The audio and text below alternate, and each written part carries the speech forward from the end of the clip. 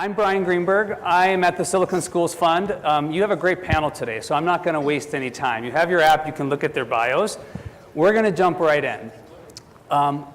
They asked us to make this fast, punchy, and yet go for depth. And the last time I got that challenge on a panel, I was at South by Southwest, and Anthony Kim and I ended up doing shots on stage together. But since this is Salt Lake City, we'll do intellectual shots today rather than alcohol shots. We're going to start by everybody just gets 30 to 45 seconds to tell you a little bit about what makes their school interesting. The beautiful thing about this panel is these are people running real schools with very different models. So I'll go first, how we see the world and what makes you interesting. Silicon Schools Fund, we're a foundation. We're in the Bay Area. We have funded most of the new cutting edge sort of blended or personalized schools that are out there. We invest school by school. So we raise money from high net worth people. We pull it in a fund. We do venture philanthropy. We've helped start 24 schools and convert 7 schools over the last 5 years. And we're about to launch our next fund to go for 40 schools in the next 5 years. The theory is really to make a regional innovation hub in one setting where people can learn from each other and push. I'm Denise Gallucci. I'm thrilled to be here with you all. I represent GEMS Education. We are the largest private provider of private schools, K12 schools worldwide. We have 250,000 students across 20 countries. What is special about us is we have schools from $250 per pupil per annum in India to schools to $45,000 and $50,000 all over the world. Our goal is to find every child in every corner of the world and transform their life through education. Great. I'm Allison Cleveland. I'm from K12. We provide online education solutions. I believe we're the largest online provider of managed public schools. We have over 100,000 students enrolled in public schools across the United States. And what we're really trying to do is bring a world-class education to any child, no matter where they live, be it urban setting, rural setting, but every AP class you can imagine, every foreign language you can imagine, introducing career pathways to kids who in many cases can't afford a private school and don't have access to a public school in their area. It's great. My name is Dominic Liechti from Mountain View in California. I'm running the Conrad School, which is associated with the Khan Academy. Our graduate profile is about personalized learning around the content with providing the students goal time, self-directed learning.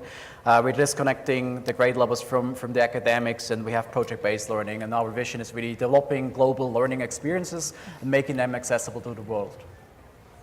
I'm Colleen Broderick. I'm with AltSchool. AltSchool is really kind of two things. One, we are a set of micro schools that serve as a network in which we are working to cultivate very different learning environments in a personalized learning space. And additionally, we are a technology company that works hand in hand with our lab schools to develop the tools that make sense for teachers to develop and scale personalization. Next year, we'll launch with our first set of partners. So we are looking to broaden our network, not through our own micro schools, but through the partnerships that we develop with other schools.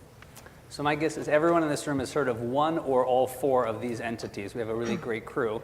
A lot of people want to talk about scale. I actually prefer to start talking about like the innovation, because it's not that interesting to scale something that's the same as it's always been done. So if you were sitting with your college roommate and they said, I don't get it, like what's different about what you're doing? What's one tangible thing that when you walk into your school captures why your school looks a little bit different than the schools that we probably went to? Anyone can jump in. I mean, I think ours is the most obvious because by and large our kids are actually not going to a brick and mortar school. So what looks different to us is our kids are largely working from a home-based setting, some blended centers here and there. But what we're trying to do is meet the need of those kids. They wouldn't be coming to us if where they were currently sitting had been working for them by and large. So why are they coming to us? Learn why that family made that decision and meet their needs. And it's everything from advanced learners who aren't getting enough from their traditional school to struggling learners to kids on the autism spectrum who really struggle with learning in a social setting. So we are working one by one to figure out what does that child need and how do we make that child successful.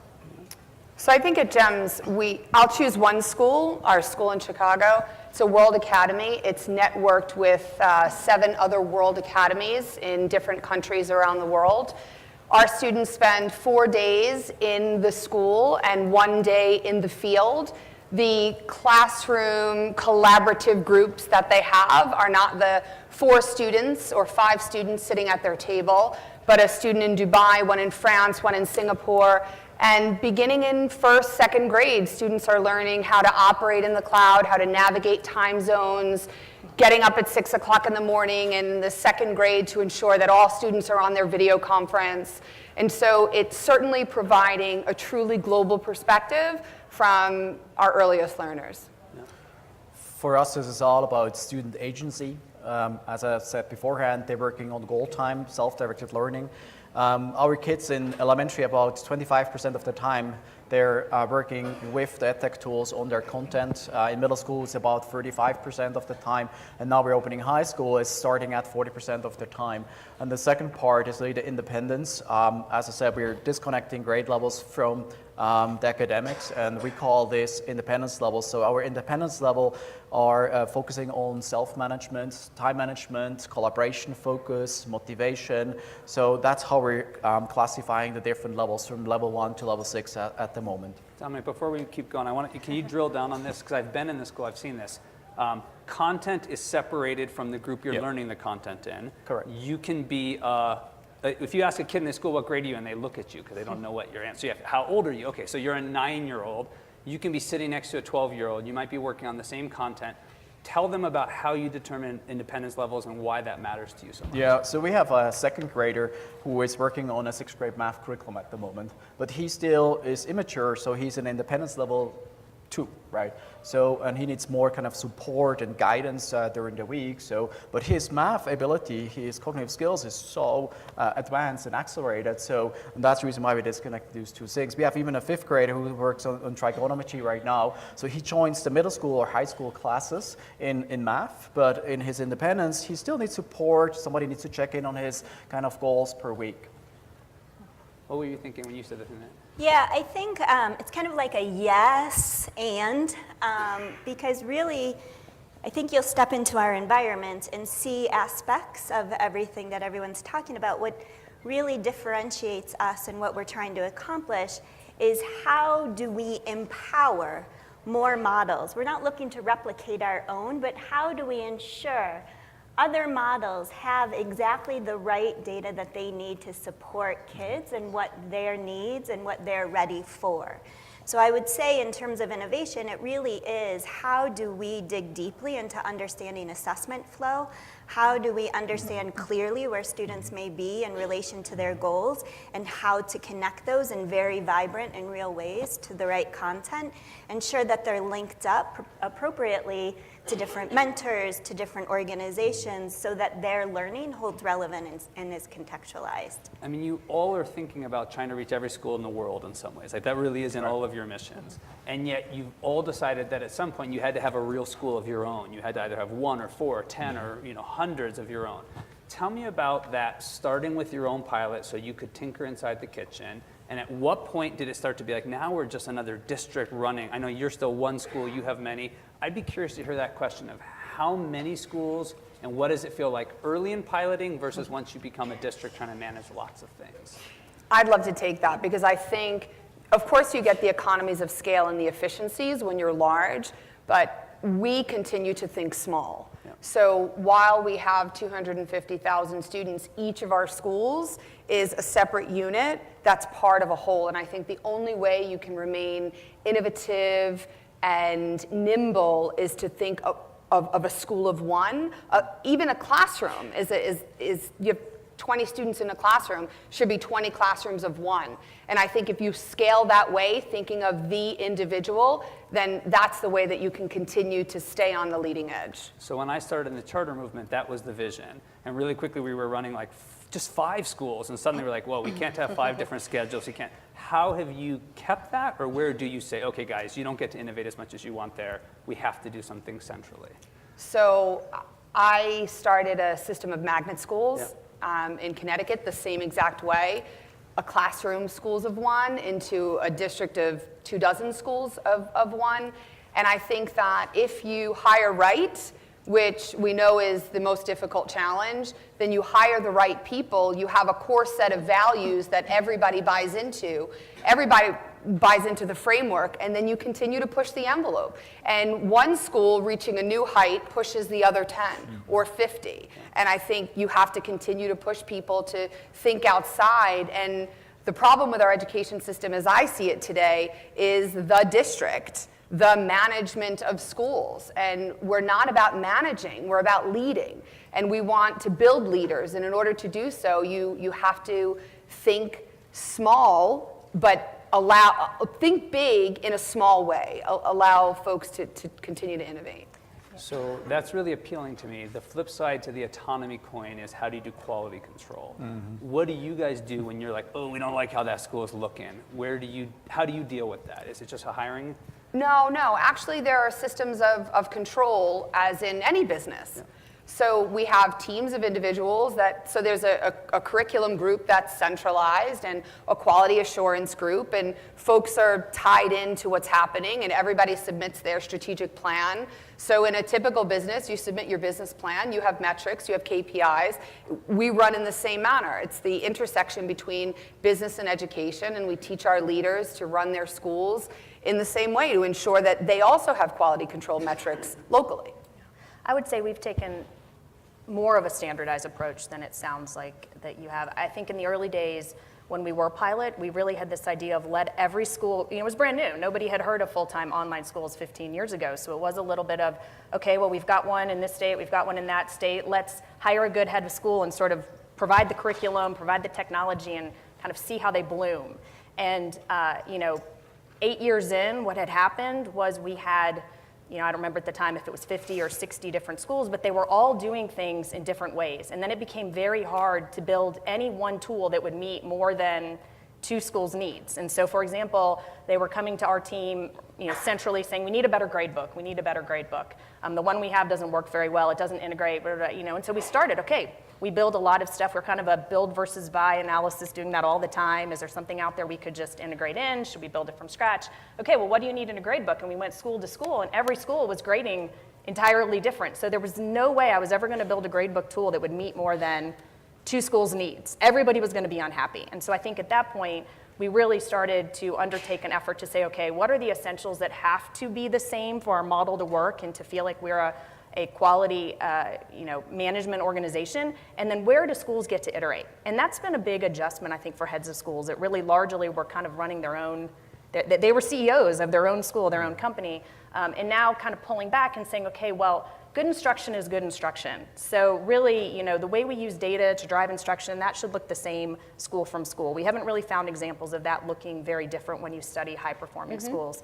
Gradebook, we need one tool that works for most of you, right? So where is the freedom? It's really in the leadership and the culture you create at the school. But we've spent a lot of time thinking about what are those things we do need to standardize that need to be the same across our now 60-something schools, and where do schools get the freedom to iterate, and where do where when you start to see somebody go off the rails do you have to pull back, and how are you measuring that quality to make sure the freedom that you've given them you're monitoring and you can pull back if you need to. So if I could just add to that, if you think about our world academies that are in 7 different countries around the world, you walk into a world academy in Chicago, a world academy in Dubai, you can tell that it's a GEM school. You can see all of the touch points. You know where you are. We have ways in which our teachers collaborate, our coordinators collaborate, and our heads collaborate. So all around the world, we're studying the same units of inquiry. They're international baccalaureate schools. So to the essentials of what makes a good school relative to looking at data and data driving instruction and assessment for learning, those to me are very typical things that, similar to what you said, have to be in place. But what book studies you do, how you lesson study, the way in what speakers you bring to the school, the kinds of STEM strands that you use, those to me, I think you need to push your thinking and allow some creativity. Right. But I think we operate in different contexts. Yes. Go ahead, Dominic. Go ahead. No, go ahead. This is why I shouldn't be on panels, because sometimes I just can't keep my mouth shut. But I really respect the approach, but it will take us generations to get there. if we're thinking about how do we create systems for leadership, how do we create systems for professional development, that we've seen over time how much change management takes. And so there has to be something that switches the conversation. And for AltSchool, the reason we went with micro schools is we wanted to be first outside of the system. Absolutely agree, like the district institution is really sometimes paralyzing in terms of innovation. So we wanted to be in a space where we work outside of some of those regulations, even though we are certainly using tools that kind of show where our students are in terms of standardized metrics. But we wanted to be in a place where we could try something differently, see what teachers were doing without imposing something first. And going ahead and surfacing what are those things that serve as the greatest levers. And then how do we use technology to signal those? How do we use technology to ensure that we organize for those so that we can accelerate what it can look like in the learning environment? If we continue to think about thinking outside the K-12 box as schools, we will not get very far. We need to begin to think about how do we get beyond schools to really learner-centric environments? How do we coordinate a system around a learner, whether it's beginning with agency levels, whether it's starting with rich curriculum, whether it's creating this space for really deep connections across a community? Until we start investigating how do we empower those things, then we're not going to step outside of the box. So you guys have been doing this for a few years, Colleen. What have you found to be big levers within AltSchool that do unlock something different? Yeah. Or even one? I would say probably one of the greatest things that has helped us understand how to really shift the culture of learning is having a portfolio of data. And that sounds like, of course, you need to have a portfolio of data.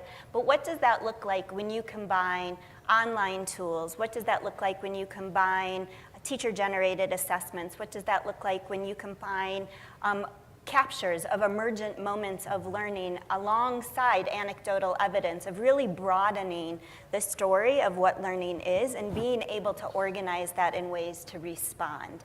It pushes the confines of what you need to consider to support that learner.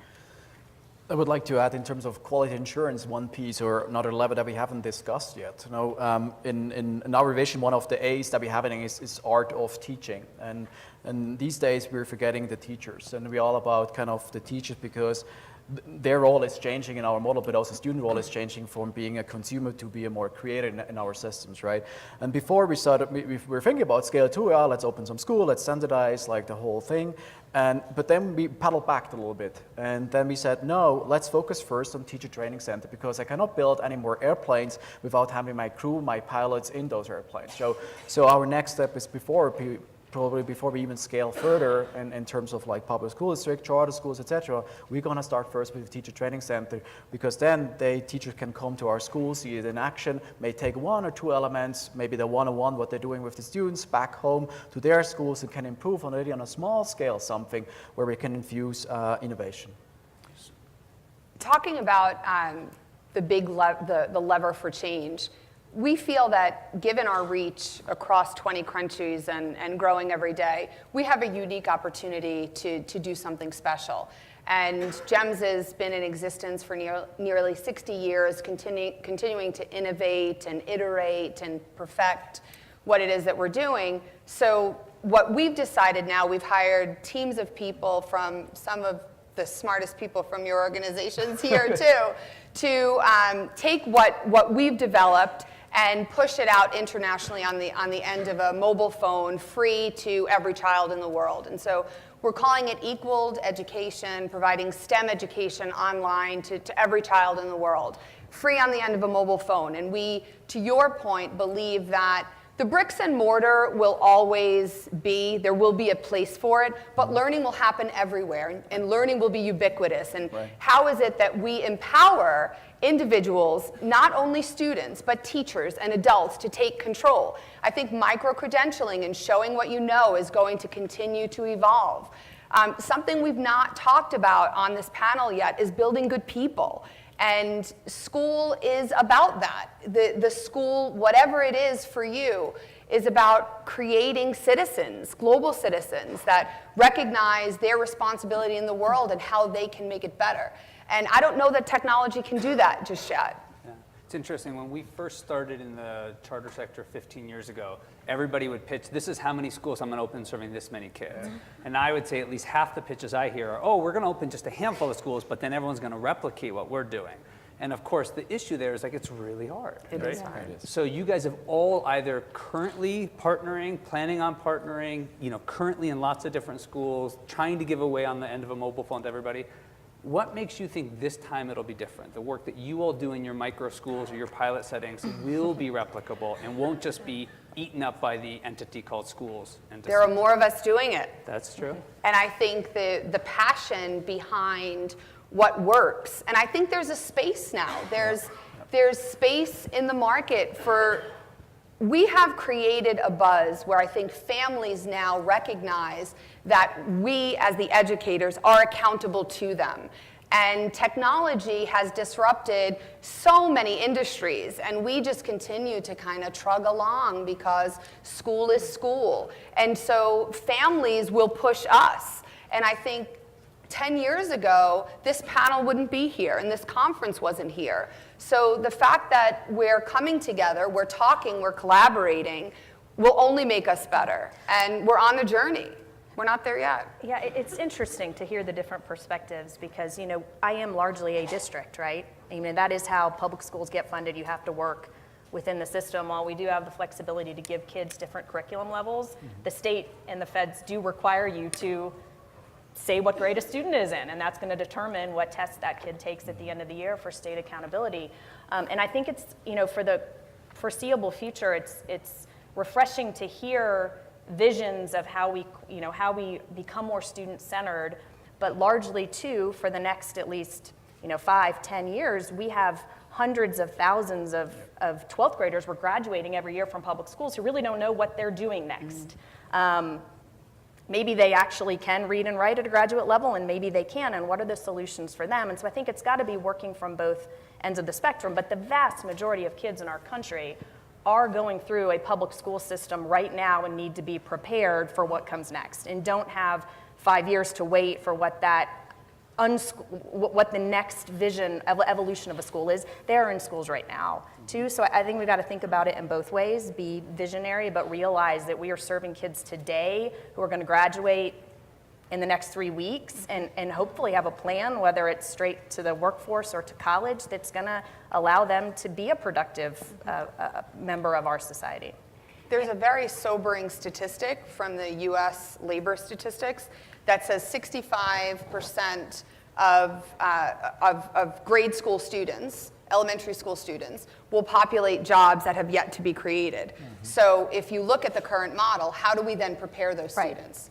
And that to me is a very scary thought. So when you operate at both ends, you have to meet somewhere in the middle to ensure that students can think and adapt and be resilient, the skills that we need to teach today. Yeah, I just want to jump in on Allison's point quickly. This is a call for the need of parallel paths, right? This is a call for ensuring that we continue to make improvements within our current system, but that we need to populate a parallel path as richly and as deeply so that we are continuing to look for solutions. We are continuing to think differently about how to serve kids in the future. And absolutely, they'll converge at some point.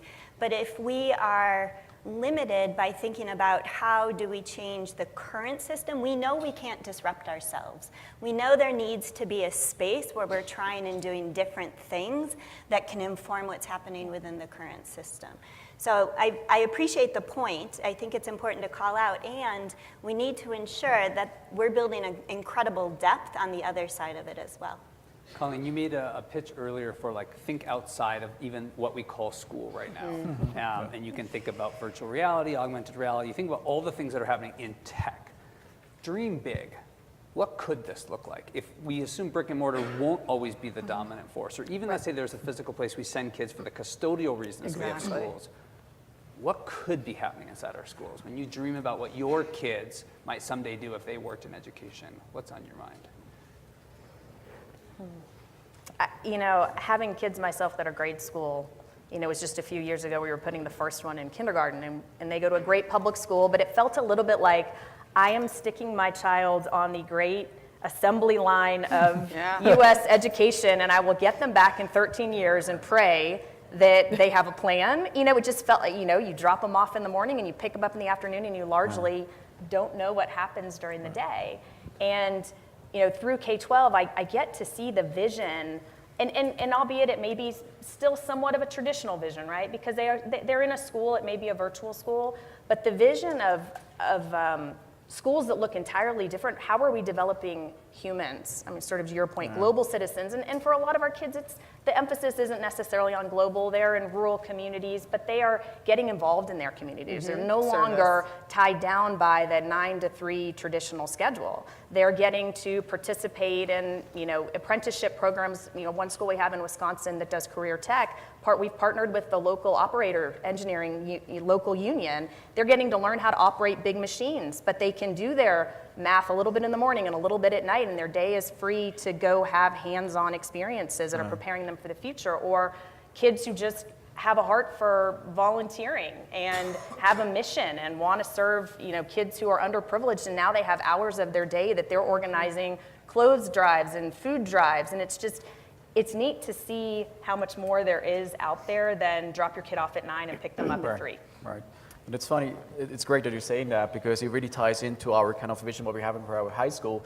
We actually would like to design it as a co-working space, right? So because then we don't know if a high school needs to go still to college or can do just that degree on the job, right? We don't know how that job market will change over time. So we need to provide already this structure like in high school, so that they know once they're getting into the job market earlier, they know how to deal with that, right? So, and we're thinking about with the independence, with this kind of ownership time that we're calling during this high school time. So say 40% on their own, but the rest, as you said, internship, apprenticeships. Our students were just a couple of weeks ago, we were partnered with IndieBio in San Francisco. This is a biotech accelerator. Our students were for 2 weeks at that in the biotech accelerator, and we're working in their real science lab outside of school, right? And and at home they could work online on their content based on that. So I think that will change within the high school, but also maybe will drop into kind of middle school. Elementary still stays, I think, guarded and protected, because there's still a lot of guidance what those students need. They don't know what they don't know, right? But I think in high school it will really go towards this co-working space where a student can just come in, pitch its project, and gets collaboration amongst the other students who are there, and the content is going to be online. We are predicting now that our students are going to be done with content in 10th grade. So that's what we're predicting right now. We have enough data to predict that already. So what we do, 11th, 12th grade, there's no stress on SATs and APs and all that, the whole curriculum what they need for transitioning out. So we need that time for something else, real life experiences, and I think that's what is important. Yeah, I think what I would add to that is, you know, the question becomes, how do you hold people accountable to this? And I've been thinking a lot about, it's about accountability, but it's also about responsibility. And coming back to how do we ensure that learners are cultivated as citizens and global citizens, and so what's their responsibility? So ultimately we can bundle together all these different opportunities, but to what end? And to support students in finding not just passion, but purpose.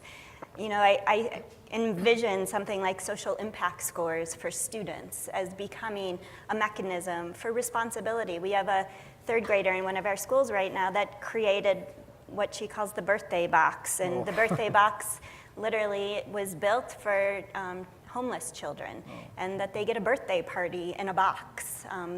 Because she recognized who's going to give them a party. And seeing that there are entries for young people across the world to contribute. And what could that look like in the future, I think can serve education well to solve. You know, it's funny, at an innovation conference, you rarely think about accountability as the main driver, but especially in K12 education. You know, California has this system where you have to complete 10 courses in high school. Literally, you need to do 4 English, 3 math. It's called the A through G. If you don't do it, you can't go to a UC or a Cal State school. So you basically can't go to college, right? So you say to someone, dream big, but make sure you do all these things. And then the SAT shows up and it says, be wildly creative, but get a high SAT score. how willing are you in your schools to slay those sacred cows and take risks with real kids who are trying to get into college for this ideal versus we're still kind of playing it safe and tinkering on the edges? So I think for that, and this is when I was in a public school system, now I'm in a private system, good teaching gets you there. And ensuring that there's a comprehensive sequence and you understand what's required. And if you provide students with the opportunities to think, it's about the transference of knowledge, not the AP test. I mean, an AP is going away little by little. The SAT is trying to reinvent themselves. The College Board is looking at who are we and how do we get to that next level to continue to stay relevant. So I think your innovative question, what is school going to look like? I think grades will go away. I think seat time will go away. I think it will be a mastery system. I think we'll look more at what individual students need to know and be able to do for the trajectory that they're on.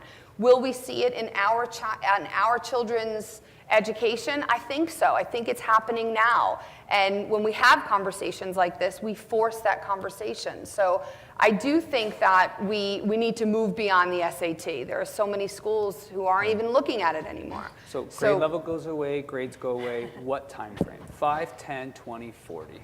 How many years? I wish I could predict that because I'd probably be a lot more successful than I am today. I think in the next 10 years we will see some big changes. What are your thoughts? What does it turn into and what's the time frame? We don't have grades anymore already, and it works perfectly. have grades. So it's like there's no stigma on this grade levels. What is an A, what is a B? It's like now they get qualitative narrative feedback back. So can I read your narrative? So it's not just, oh, what do you have a B, and then they run away from each other, right? So there's actually a dialogue happening after they get back an assessment.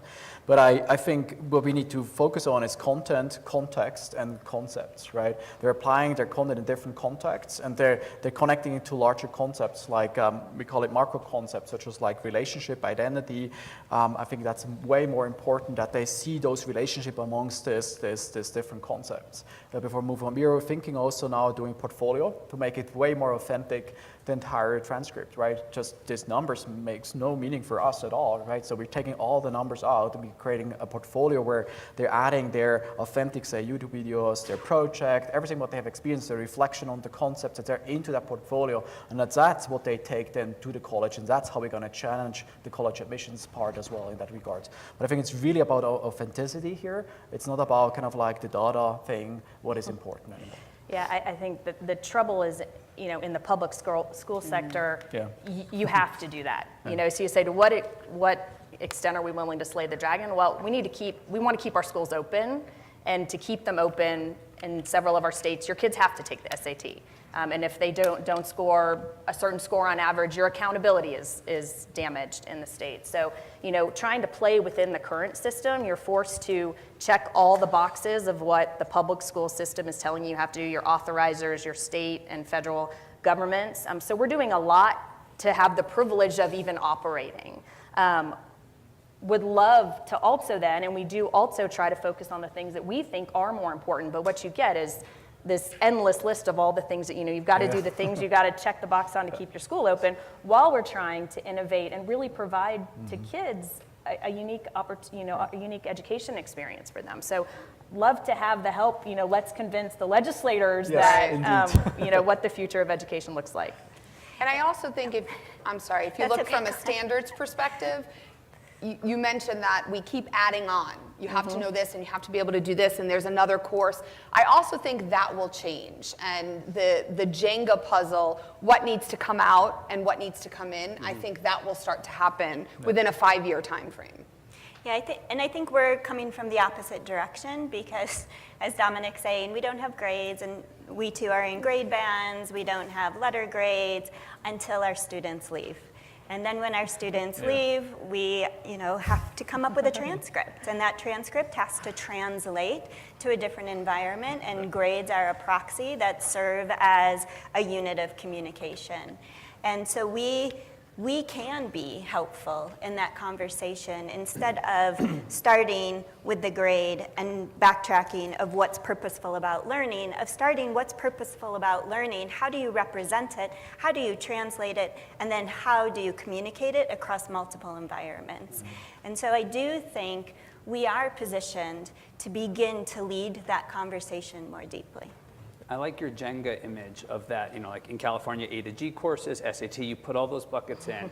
If we assume that we still need to teach every kid everything that we've always taught them, Right. at best we can get a 10 or 15% efficiency play and we'll add in something cool. Right. I, for my children, am willing to pull out some big buckets. Yeah. I'm willing to have them maybe be a little light in this subject because they got fiery and passionate about that one. But here's my question. The more academically underprepared a kid is, the less they have parents like you all at home guiding them, the riskier this is and the harder it is to pull off. So what do you all think about this in the hardest to serve communities, the lowest income communities? How is it working? Do you have optimism? Or could this unintentionally exacerbate the achievement gap? So I would like to just speak from experience. I had the great privilege of starting a system of schools out of a Supreme Court case, Sheff versus O'Neill, which is a modern day Brown versus Board in Hartford, Connecticut, the second poorest city in America of its size. And we started with this premise. Everything that we're talking about here is what we did. Those were some of the poorest, most disenfranchised learners in America. And we looked at grade bands. We looked at the opportunity to use inquiry across the curricula, magnet schools, theme-based schools, to get students involved and engaged and passionate about what they were interested in. And one of the schools was in the top 10, 100,000 schools in America, 75% children of color, 80% students of poverty. And we complied with tests. We had to take, it was the CMT and then SBAC, but it was about teaching and ensuring that you were planned and you were purposeful in your learning and you were building good citizens and you were teaching multiple perspectives and how to look at the world differently. So I believe that if you do it right, you can operate effectively in the current construct. It's harder, it's less efficient, but you can do it because you're teaching students to think and to think differently and apply their learning. So I feel like so many times we go into urban areas with our most disenfranchised learners and think, oh, well, you can't read, so let's make sure we give you X amount of phonics, and you're going to get pulled out for more phonics. And I think it's gifted strategies for everyone. And that's a big piece of my heart that you just touched on. Because I think we save the best learning for the affluent and the most in-the-box scripted learning for the ones who need the most innovation. Other thoughts on the achievement gap question? Yeah, I was working in an inner city school district as well. And I think sometimes it's so simple, right? But sometimes it's not. It's very complex. But I think it comes always down to what I most say, like ownership and relationship. It's like how the teacher building relationship with the students, how you do your one-on-one conversation in the learning kind of like context where they're in. So when I was teaching there, I was really focusing on that relationship piece with my students, and I really helped them because they didn't get the support from home, and I even had to drag the parents to the school, right? So and it was all about the relation that I had with the students in that particular thing, and I think that's what we need to focus on, regardless of all the regulation into it. So and that's also what we do in a Conrad school with the graduation requirement of independence as a second layer, but also character strengths and cognitive skills, which are going to be fostered in those relationships. So we need role model, we need teacher training for these kind of things. Yeah, I don't disagree with either of you. I think kids need a lot of support. They need, wraparound services. I think we found for those kids, we have something we call family academic support teams. But what is it that's getting in the way of a kid's learning? And is it that they were a teenage mom? Are they homeless right now? Do they not know where their next meal is going to come from? You can imagine, is mom at home during the day but not present enough to be a good learning coach? And how do we solve that family's problem? How do we help solve that family's problem so that that child can learn? And I agree, every child can learn. We should have high expectations. We can infuse the social emotional in the subject matter. It does get complicated when you take a new ninth grader who maybe is reading at a 4th or 5th grade level. And then you've got a lot of work to do in 4 years. And maybe your goal for that child looks different than a goal, the goals for a child that you maybe get a little bit earlier in the system. But largely, I think it's personal touches. Kids need to know that somebody cares about them and cares about their future. It's interesting, at least 3, and maybe all 4 of you, work for organizations founded by big personalities who are very high profile in their own way. What have been the advantages that that's brought you, and are there any cons that you've noticed, being the people who have to now implement some of that vision? For me, there are no cons. I think if you can dream it, you can articulate it, it will be funded, and you can do it. And so working for GEMS Education, particularly the founder, Sunny Varkey, he doesn't sleep, and we say he won't until every child in the world is given the opportunity that our children have. And so for that, the passionate drive behind who we are it's just a privilege to be here and to be able to contribute in this way. So no cons for us. Yeah, I would jump in on that as well. I think there's big personality, but I also think there's deep authenticity. And I think people come to this point in their life where they recognize, hey, I've done this, and now what can I give back? What can I really contribute? I have to go back to the last question as well, because what's interesting to me in hearing all of this is we've known these things for a while. I mean, I was doing portfolio with kids literally 25 years ago. And all of a sudden we're talking about we need to do portfolios. This is a way to showcase learning when this is something we've been doing. We're almost in this Goldilocks moment where things are just right to act on what we've known for a long time, to act on what we know in terms of what's good for kids, to act on what we know in terms of the brain, to act on what we know in terms of what support educators need and how to accelerate that support. So yes, big personality. Yes, a moment in time where there are lots of things coming together that are actionable, and a place in the space, in the landscape with technology to be able to accelerate and amplify that.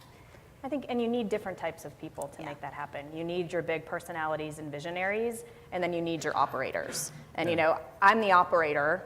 Our former founder and CEO was the visionary. And I will tell you, we had fights about what was possible. And I remember one real sort of turning point was over something he wanted me to do. And I'm thinking like the operator, and I'm thinking, we can't, I don't know how we're gonna make this happen. And he looked at me and said, Allison, I know this is hard. And I was like, this isn't hard, this is crazy. That's what I told him. And yet I look back in that particular situation, it didn't get implemented exactly the way that we'd envisioned it. But gosh, having that person that's willing to throw those things out that sound crazy, but really believes it can happen, gets the operators to go a little bit further than they would have gone. And what seemed completely crazy, we managed to implement most of that within a couple years. So you need both. I think when I and Sal Khan met the first time, we shared our vision. So let's push the envelope further, make it more accessible. And it was really reciprocal, the entire thing. And still now, where we have such a good relationship, so he chimes in on my pedagogical plans or our pedagogical plans, and he also attends sometimes now then the pedagogical leadership team. It's just using what we added to it. So on the con side, it's probably more a political thing, right? So there's a lot of people, philanthropic people who want to give us money, and so for whom do we allow to give us money, right? So because they have all personal agendas behind it. And so we have a lot of discussion about these things, and we challenge each other. I think that's really beneficial to it. So my guess is all of us spend a fair bit of time in the traditional school setting talking to people who think something else isn't possible. So you spend a lot of your life as a zealot on the extreme of personalization, new models. And then you spend time at Google or Facebook or even here, and you might have people saying, oh, it's just one algorithm away. We're going to solve this all together. So what part of the it's one algorithm away do tech people not get? why is this so much more complicated? Why has education been so immune to change? And I hope it is the Goldilocks moment, but I fear that we might be back here in 10 years saying, now we're in the Goldilocks moment. Yeah, it's a people business. Yes. And we talked about the relationships and the importance of place and society and service and creating global citizens. And when technology can do that, then perhaps we're one algorithm away. But right now it's that human interaction, that heart to heart, and that's the problem. It's not about what the data tells you, because it's partly that. The data tells you this child, you can predict where the child's going to be in 5 years, and the data is very helpful, and the software tools and technology is helpful, but the child's going through a crisis in their lifetime, and there's only a person on the other end of a learning coach Video or chat, a right. video chat or a hand on a shoulder that says, this is going to be okay and you're going to get through this and I care about you. And so for that, I don't know that an algorithm can take the place of a loving and caring individual who tells you can do this. Yeah, I completely agree. And they don't scale necessarily. You know, you're going to need one of those for every X number of kids, no matter how many kids you have. But I think it can look different than what it looked like when we were kids agree. and how it looks for our kids. And I think where technology can help is kids today are so different than kids of 5 years ago or 10 years ago. What they perceive as socialization doesn't necessarily mean sitting next to somebody in the same room, you know, but there has to be the somebody that cares about them. They need the interaction not only with other adults but with other students, but it can look vastly different, obviously, than it looks like in a brick and mortar today. Yeah, for me personally, it's also all about human touch. Initially, we had too much technology in, we paddled back. With that, we added more teachers to it. We have the same ratio as any other private school right now in terms of student-teacher ratio. I think that's the key. It's all about human touch and building relationship. But the last point is also, I think we all have to really relinquish control. I think that's the key thing as well. So, and sure, the tech gives us a lot of control, but we have also to trust, because that builds confidence in a student, and then a student will disclose more and gets receiving and giving feedback in that regard. So.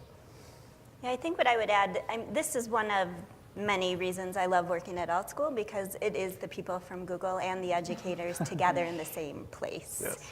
And that's very rare. And here you have the people that are building the tools experiencing firsthand the complexity of it, and the question becomes very different. The question doesn't become, you know, what's the next logarithm? The question becomes, what can we automate so greater access to kids and engagement with kids is where you get to spend your time. So we literally have our engineers just like sitting watching teachers grade. What are you doing now? How can I simplify that? How can I make that more efficient to free up your time to engage deeply with kids? So no panel ever covers everything we hoped to cover, but sometimes at the end of the panel you say, I wish I had a chance to say this one idea. So tonight, while you're having a cocktail and you're watching the Warriors sweep the Jazz, what's the one idea, Bay Area, sorry. What's the one thing you wish we could have covered, and now's your chance to sort of share a closing thought? You know, I think there's not going to be one solution that works for every single kid. And part of solving the crisis of education in the country is figuring out what are the 100 different solutions and every iteration within, so that we have a solution for every kind of kid that we're trying to serve. I don't think, clearly every child is unique, but I think we can say there's similarities across. So what's going to be the solution for the high-functioning autistic kid that can maybe work for 70% of those kids? What's going to be the solution for the gifted and talented kid who really needs some different kind of pushing and enrichment? And we need to piece those together, and it's going to take thousands of solutions, not one solution. I'll jump in really quickly in the pause just because I'm watching the clock tick away. Oh, yeah. Is how do we organize ourselves differently? I think, Dominic, you were getting at it in terms of the learner role is different, the educator role is different. How do we mobilize a community to serve as a teacher for all, and how do we position students differently in that dialogue is something I would love to continue to explore. On the organizing piece, there are so many parallel models that are happening in parallel that are really gaining steam and are showing their level of effectiveness, how do we continue to organize ourselves to continue to have these conversations so that we grow and we learn from one another and we're able to amplify and scale? And I think that so much of what's happening is happening in isolation, and we need to build an ecosystem to create one conversation. Yeah, it's exactly also what I was thinking. It's just not one stand. It cannot be one stand. It's all different contexts. But what it's missing at the moment is collaboration between the different contexts. And that's what we need to focus on, using all the synergies amongst all these different contexts and then connecting it to concepts. And that's what it's needed. Yeah. So you think about it, if you take all the aspects of what you heard, like I would want my child in this school. And now how do we do that? So let's make it happen. Let's make it Yeah, happen. I mean, I'm left thinking about, Colleen, your point of people sitting side by side. Like, I do think we have to listen to the technologists. I do think we have to listen to the futurists. And I hope people will also listen to the educators. Right. And I've said for a long time, anyone who says, oh, this will be easy, just walk away from them. And anyone who says this is impossible, run away from them. Yeah, exactly. So join me in thanking our panelists, you guys. Thank you.